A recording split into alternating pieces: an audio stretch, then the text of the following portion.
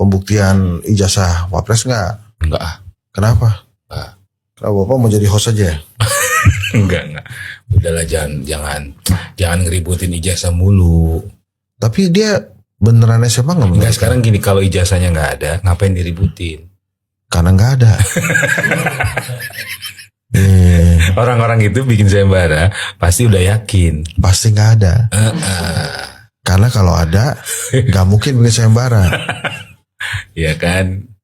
Assalamualaikum warahmatullahi wabarakatuh. Nah, akhirnya Denny Indrayana mendapat email dari UTS Insert Sydney terkait Gibran ya. Kira-kira apa isinya? Nah, sebelumnya hadiah ijazah Gibran ya terkumpul dan tercatat mendekati 3,5 miliar ya. Sampai sekarang belum ada yang benar-benar serius untuk mengikuti sayembara tersebut. Padahal hadiahnya setiap hari naik terus ya. Belum ada yang berani untuk mengikuti sayembara tersebut untuk memperlihatkan ijazah SMA Gibran selain surat sakti yang dikeluarkan oleh Dikdasmen. Baik, langsung saja kita lihat statement dari Denny Indrayana ya terkait informasi Gibran di UTS Insert. Assalamualaikum warahmatullahi wabarakatuh. Sambil tetap membantu saudara-saudara kita yang tertimpa bencana, khususnya gempa di NTT, saya dengar juga di Jogja, saya ingin tetap mengajak kita melakukan langkah-langkah advokasi terkait keberadaan ijazah SMA atau sederajat dari Mas Gibran. Setelah hampir 2 minggu sayembara saya luncurkan, tidak ada satupun peserta yang mendaftar. Tentu ada yang kontra, terutama para termul dan para buzzer, yang argumentasinya ya begitulah. Tapi untuk menjaga kredibilitas advokasi publik ini, kemarin saya memutuskan untuk mengupload sekaligus 2 SKCK, surat keterangan catatan kepolisian, yang menegaskan tidak ada satu tindakan kriminal pun yang terkait dengan saya. Hari ini saya akan mengupdate beberapa hal. Pertama, setelah tadi malam hampir 2,5 miliar, per pagi ini pukul 6.47 waktu Indonesia bagian Barat, hadiah sayembara sudah mendekati 3,5 miliar. Tepatnya adalah 3.330.713.201 rupiah. Bagi siapapun yang ingin berpartisipasi, masih dibuka kesempatan untuk menyumbang, tapi tidak perlu ditransfer dananya ke nomor WhatsApp 0852 8971 4823. Tidak perlu ditransfer dananya, tidak disebutkan namanya, hanya akan kami catat. Teman-teman, izinkan saya juga menyampaikan bahwa saya telah mengambil langkah-langkah yang lebih dalam untuk mencari tahu di mana dan bagaimana keberadaan dokumen yang terkait dengan sekolah SMA atau sederajat Mas Gibran.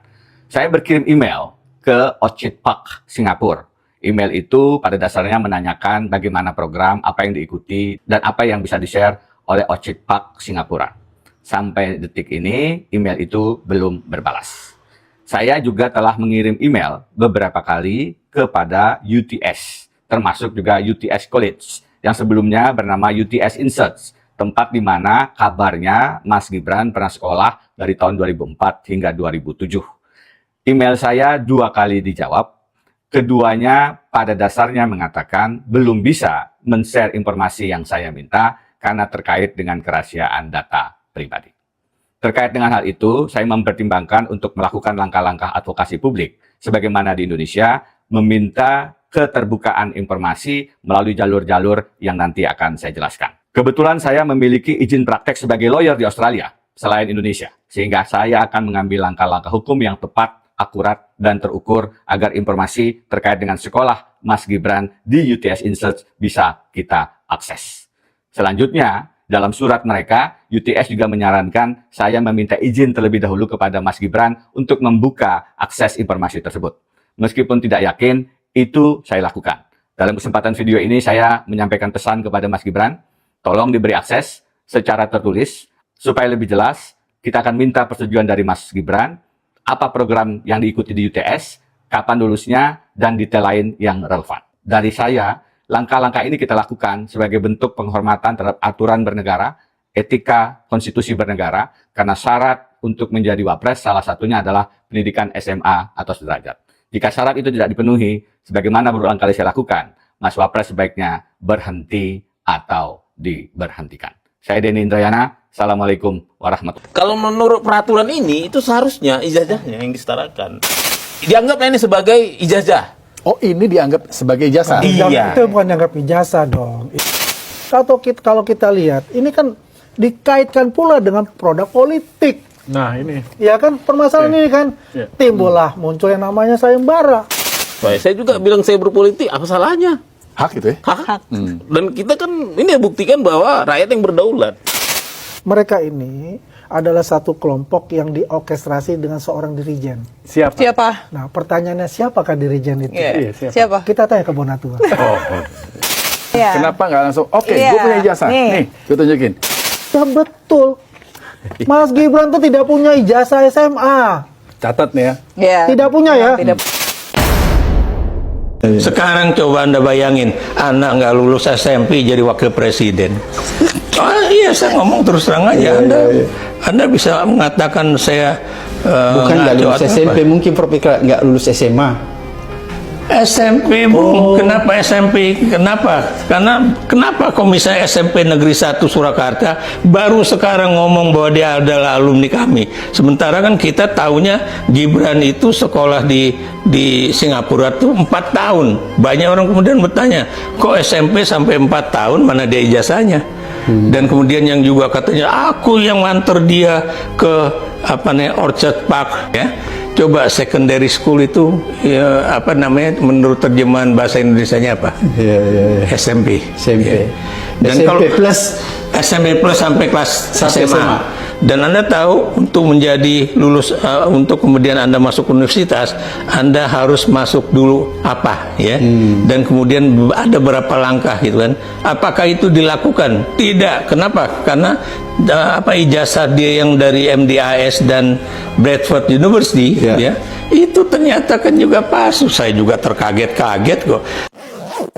Gibran mendaftar wakil presiden 2024 itu dengan surat keterangan ini. Iya, yang dilegalisir. Iya, sebagai quote unquote pendidikan tertingginya. Dan syaratnya untuk wakil presiden harus SMA, Mas. Ya, berarti dia bukan pakai ijazah yang dari Singapura, bukan pakai ini. Harus dua-duanya aku rasa ya, bahwa Tapi ini dilampirkan lah ya. harus ini, kan ini syaratnya. Oke. Ini dari surat ini mengatakan bahwa dia nggak punya ijazah gitu loh. Iya, nggak punya nah, ijazah. bagaimana memenuhi persyaratan itu loh, Mas? Nggak punya Dia ijazah. Kalau dalam surat keterangan ini nggak punya ijazah. Iya. Sebab ini bukan surat keterangan yang menerangkan bahwa dia punya ijazah. Iya. Tapi dia pengetahuannya dianggap setara. Bukan ijazah. Iya, makanya supaya kita confirm, Mas, saya berharap Bapak Hakim PT UN memberikan pencerahan lah kepada kita semua, minimal jangan kita dijebak dalam formilnya aja gitu loh, Mas. Kita mau masuk ke material gugatan gitu. Kalau formil ya kita nggak akan masuk ke gugatan kan. Kita berharap formilnya beres. Kenapa? Karena saya menggugat ini bukan untuk pribadi saya loh, walaupun saya punya kerugian, Mas. Jadi anak yang tadi mau daftar jadi nggak mau, jadi mereka bilang aku kursus bahasa Inggris aja, Bu. Ada murid saya gitu. Oh gitu, karena bisa bikin surat keterangan. Iya, bikin surat keterangan. Ada. Bisa jadi wakil presiden nanti. Janganlah, harus punya pendidikan yang sesuai, yang jujur, yang terbukti valid. Harus dong. Jadi Bu Mercy bilang ini nggak jujur dong. Menurut saya kayak begini gimana, Mas? Apakah ini setara punya grade 12 ini artinya dia punya ijazah? Enggak. Ya iya. Berarti nggak jujur ya Gibran ya? Bukan Gibrannya mungkin ya. Bukan Gibran saja maksud saya. Tapi pihak kementerian. Orang itu sudah menduduki porsi orang nomor 2 di Indonesia. Iya. Meskipun dia dikatakan, wah itu kan dia sudah punya ijazah mahasiswa. Ijazah mahasiswa itu nggak ada bisa terbit kalau ijazah SMA-nya nggak ada. Ijazah SMA-nya cacat, bukannya cacat lagi, nggak ada. Dan kemudian nanti kalau kita ikuti ya, kalau kita bedah lagi. Urutan-urutan SMP, SMA itu pun ini lucu-lucu lagi nanti. Gimana tuh Mas? Ya, karena kan gini. Dalam penelitian yang saya lakukan, dia kan SMP-nya oke lah katanya SMP-nya lulus di Surakarta. Dia kan nggak selesai itu katanya SMP-nya. Kemudian nggak selesai dia SMP-nya. Kemudian kabarnya selesai apa enggak? Dia kan harus dilarikan ke Singapura. Karena satu dan lain hal. Itu. Iya kan gitu. Kemudian apalah istilahnya ya. Nah, di sana kemudian tiba-tiba dia bisa SMA. Kebetulan memang di Singapura tuh SMP dan SMA itu menjadi satu. Jadi kan tidak perlu ada SMP dulu, SMA dulu, enggak. Ini jadi satu. Nah, ini kan berarti bisa juga dia emang nggak lulus di sini, lari ke sana. Dan di sana dia ngulang lagi. Satu kelas dia ngulang lagi. Kemudian yang menarik adalah dia menempuh, kalau disetarakan dengan Indonesia, dia menempuh hanya sampai ke kelas 11. Kelas 11 itu artinya kelas 2 SMA. Mendadak Dia kemudian disekolahkan atau sekolah di yang Sydney. namanya UTS Insert ini. Hanya 6 bulan pengakuan dia sendiri. Dan 6 bulan itu adalah kursus bahasa Inggris. Dan 6 bulan itu ya nggak selesai kalau 6 bulan sekolah. 6 bulan itu ya kursus gitu loh. Kursus bahasa Inggris. Dan nanti saya punya contohnya. Bagaimana sertifikat dari kursus bahasa Inggris itu yang contohnya kayak gitu. Dan itulah pertanyaan dari Prof. Denny Indrayana. Kan biar nanti kita bisa lihat Pak Prabowo yang lulusan American School, jelas ya, School in London. Ya, jadi ada kata sekolah di situ, dan juga Gibran yang katanya lulus SMA di University of Technology Sydney Insert. Nah, perbedaan paling mencoloknya adalah bahwa di kolom kurang lebih bisa dibilang kolom biodata ini yang bentuknya seperti tabel, itu kalau yang di Gibran punya hanya nama, tempat tanggal lahir dan nama orang tua. Sedangkan yang saya temukan di sini adalah nama, tempat tanggal lahir, sekolah. Ada sekolahnya Ada sekolah .2 ya. Jadi kalau Gibran sekolahnya diganti orang tua cukup. Nah, di sini orang tua juga ada, tapi sekolah dilompatin. Dan di paling bawahnya ada alamat. Aktivis terjal ya, terus jadi anti pembual gitu kan. Terjal. Kembali lagi saya mengingatkan pada pertemuan bersejarah saya dengan Bu Mercy ya di tanggal 11 Maret 2026, yang mana paginya ada yang sidang, sorenya RJ, tapi ada sidang juga di siangnya, sidang lain dari orang lain, Pak Bonatua Silalahi, yang pada pokoknya itu itu sangat bersejarah sekali, itu 11 Maret itu.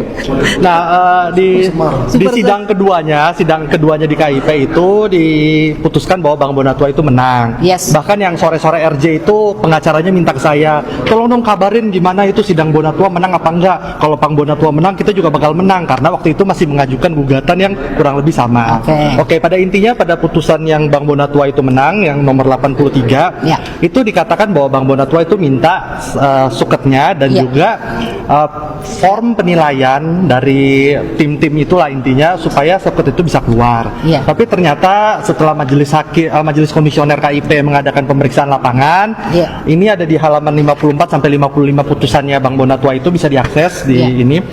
Dikatakan bahwa Kemendikbudristek itu tidak menghasilkan form penilaian. Jadi intinya tuh bahasa gampangnya, Gibran cukup mengirimkan, atau timnya atau siapapun lah itu mengirimkan dokumen-dokumen persyaratan, udah ada semua, langsung jadi. Nah, tapi ternyata pada prosesnya untuk mempertanyakan yang tinggal kirim, tinggal cek, oh ada semua form, makanya diberikan form itu ya, form form, coba kasih juga ke kamera, form ini. Jadi nggak ada penilaian, nggak ada apa, pokoknya form ini isi semua, keluarlah itu surat. Tapi kenyataannya sudah 4 minggu Bu Mercy bersidang di sini, surat yang semudah itu keluar, sesulit itu dipertanyakan. Seperti itu. Makanya di sini saya juga saat ini sedang mengajukan gugatan ke Komisi Informasi. Ya, untuk mempertanyakan dokumen apa yang digunakan oleh pasang aja Prabowo dan Gibran terkait dengan ijazahnya maupun juga dengan CV-nya. Karena kan biar nanti kita bisa lihat Pak Prabowo yang lulusan American School, jelas ya, School in London. Ya, jadi ada kata sekolah di situ, dan juga Gibran yang katanya lulus SMA di University of Technology Sydney Insert. Bukan SMA. Iya, SMA-nya di Universitas katanya. SMK. Oh iya. Sekalian itu. Kenapa? Gugat ijazahnya Bahlil.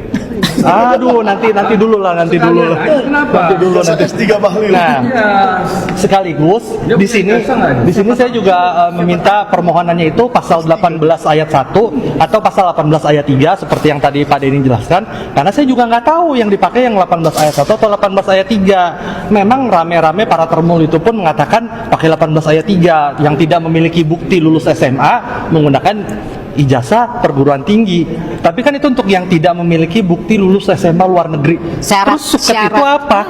Suket itu apa? Katanya nggak lulus SMA di luar. Nah, tapi jejak digitalnya pada 2023 lalu, Komisioner KPU waktu itu Idam Holik mengatakan enggak, pakainya 18 ayat 1. Jadi 18 ayat 3 itu memang baru-baru ini muncul. Karena saya bingung, saya minta dua-duanya atau 18 ayat 1 atau 18 ayat 3. Nah, terkait yang tadi ada Dikmendiksus itu, kalau kemarin ini kan nih Saudara Michael nih saksinya membawa orang yang katanya gara-gara orang itu Bang Roy Suryo CS jadi tersangka. Nah, saya orang yang menduga jangan-jangan gara-gara saya bawa ini, ada yang siangnya masih sidang, sorenya langsung RJ. Karena ini adalah dokumen yang saya temukan, surat keterangan aja dengan nomor sekian-sekian yang mirip, bukan identik ya, mirip dengan yang mirip dengan yang di Gibran itu. Tetapi memang ini tahunnya berbeda. Tapi minimal saya bisa kasih contoh, contoh yang mirip, contoh yang kurang lebih mirip. Kan kalau yang ijazah bapaknya kan banyak tuh yang ini teman sangkatannya. Ya siapa tahu mungkin ada yang punya teman karena para termul itu. Karena termul itu tidak bisa menunjukkan yang mirip-mirip. Ya ini pun saya dapatnya dari website yang membantu mengurus surat keterangan surat penyetaraan lah, karena memang kita tahu sendiri di Indonesia birokrasi itu ribet. Nah, pada intinya perbedaan yang paling mencolok di antara ya meskipun tahunnya beda, mungkin nanti yang pendukung-pendukungnya mungkin bisa punya yang 2019 ya, atau yang sudah elektronik ya tanda tangannya mestinya. Nah, perbedaan paling mencoloknya adalah bahwa di kolom kurang lebih bisa dibilang kolom biodata inilah yang bentuknya seperti tabel, itu kalau yang di Gibran punya hanya nama, tempat tanggal lahir dan nama orang tua. Sedangkan yang saya temukan di sini adalah nama, tempat tanggal lahir, sekolah. Ada sekolahnya. Ada sekolah .2 ya. Jadi kalau Gibran sekolahnya diganti orang tua cukup. Nah, di sini orang tua juga ada, tapi sekolah dilompatin, dan di paling bawahnya ada alamat.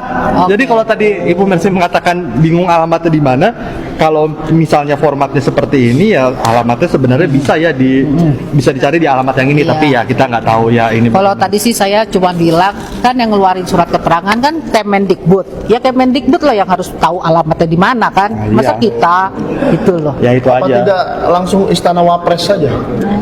Itu sih kita serahkan ke Kemendikdasmen ya. Biarkan mereka yang memikirkan. Biarkan mereka yang memikirkan. Oke. Ada lagi. Oke. Jadi gimana nih? Pertanyaan saya tadi belum jawab. Kan digugat itu ijazahnya Bahlil. Ya yang lain aja. Yang lain aja. Pusing kita ngurusin aja. Saya punya sedikit pertanyaan, boleh nggak untuk Pak Dwi sebenarnya ini? Pak Dwi, saya agak ini juga Pak, menyoroti sedikit yang dikatakan Lup tadi.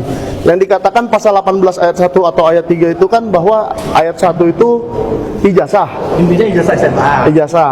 Ayat 2 STTB gitu. Atau ayat 3 itu surat keterangan. Kalau saya 18 ayat 1. 18 ayat 1 itu ABCD FG itu intinya. Ini. 18 ayat 2 saya lupa. 18 ayat 3 kalau tidak memenuhi 18 ayat 1 huruf M boleh pakai perguruan tinggi. 18 ayat 4 saya lupa. 18 ayat 5 itu saya gugat yang jelas itu CV kurang lebih.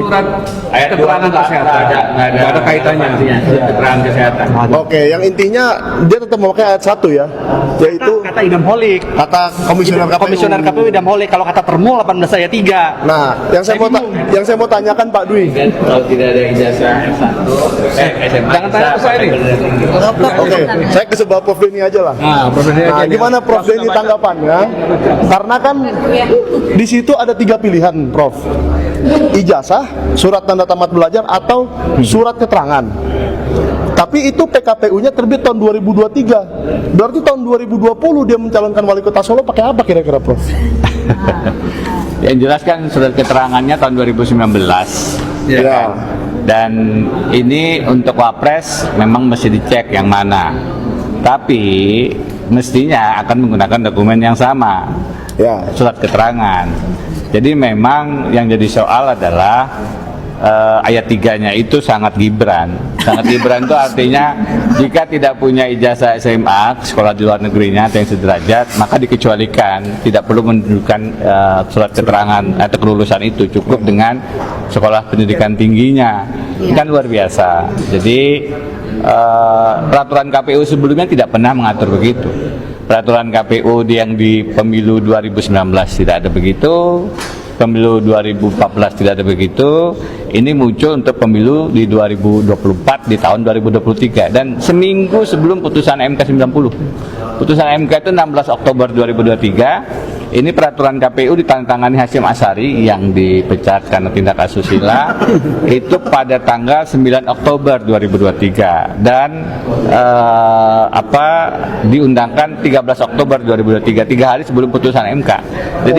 Jadi kalau syarat umur itu diolah lewat putusan Paman Usman untuk ponakan Gibran, syarat pendidikan ini kelihatannya saya duga diolah melalui peraturan KPU nomor 19 tahun 2023. Oke. Saya jadi penasaran tadi mencari tanggal Gibran masuk Golkar. Ternyata Oktober 2025 juga ya. Apakah aktif Oktober 2023? Jadi sama. Ya. Nah, jadi gimana nih? Apakah itu harus kita cari benang merahnya, Prof Denny? Kok terjadi di saat-saat yang Tapi tentu saja ini merupakan indikasi ya. Kalau dalam pembuktian itu ada namanya bukti petunjuk. Ya. Bukti petunjuk itu paling salah satu bukti di luar surat tertulis, kesaksian dan lain-lain. Tentu harus ada penyelidikan yang lebih komprehensif, yang lebih menyeluruh. Tapi belajar dari pengalaman putusan MK 90 yang terbukti ada pelanggaran etika berat, saya khawatir peraturan KPU ini pun memang lagi-lagi bisa kita duga hadir lahir untuk memuluskan, meloloskan syarat pendidikan Gibran yang tidak sesuai dengan syarat undang-undang. Syarat undang-undang jelas, itu pendidikannya minimal SMA atau sederajat. Jadi ini peraturan KPU juga bertentangan dengan undang-undang. Undang-undang pemilu ya? Ada baiknya kita ke depan juga menggugat ini peraturan KPU ke Mahkamah Agung, kita uji bahwa ini bertentangan dengan undang-undang, sehingga tidak dimanfaatkan oleh siapapun lah, supaya kita ini tidak menekuk-nekuk aturan demi menjadi wakil presiden.